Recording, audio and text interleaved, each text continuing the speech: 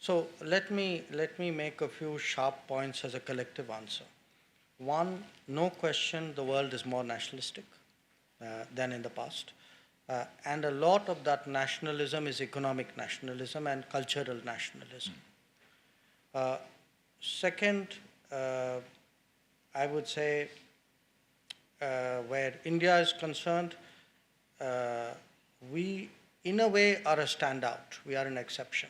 We are an exception because in this country, you could say, yes, we are more nationalistic, but at the same time, we don't see a tension between being nationalistic and being international in the sense of dealing more with the world and engaging more with the world. So the nationalism is not a kind of a negative sentiment directed at the world. In fact, people generally feel if you're going up, you should be doing more things with the world, not less things with the world.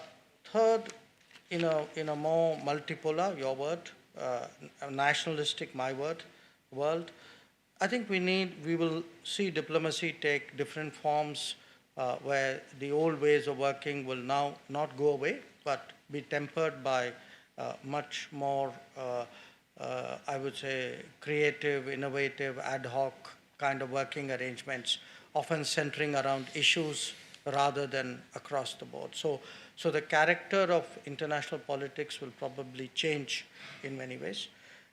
Four, I agree with you. I think a lot of multilateral regimes will come under stress.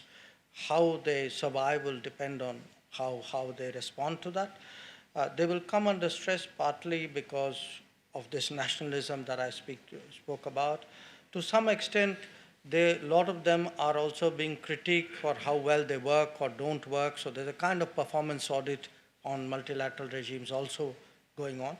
Sometimes that can take very unfair directions because if you do a performance audit with a very self-centered nationalistic view, then I'm not sure I'd agree with the conclusions of that audit. But certainly that too is a factor. So all in all, I would say a more complicated world, definitely a more interesting one, possibly a more difficult one.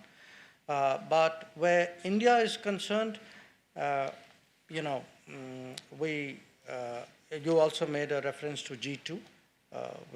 That's something we have never accepted. We've never been comfortable with. I think partly what would also distinguish us from other countries is that we still have a very strong relationship with countries of the South.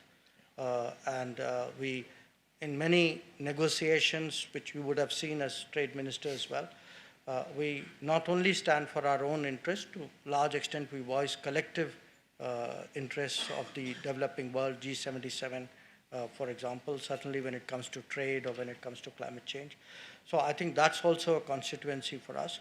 Now, when you look at all of this, you could on the one hand say, okay, it's all getting more difficult, probably true. But you could also say that we are in a very unique position, that today being a market economy, a democracy, socially pluralistic, we have comfort with the West.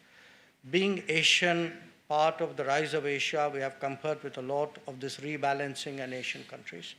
Having a G77 constituency working with countries of Africa and Asia, we have a much stronger bonding with those countries. So I think we could be at the right intersection. A lot of it, therefore, requires active diplomacy to make sure that those constituencies are all sort of brought together.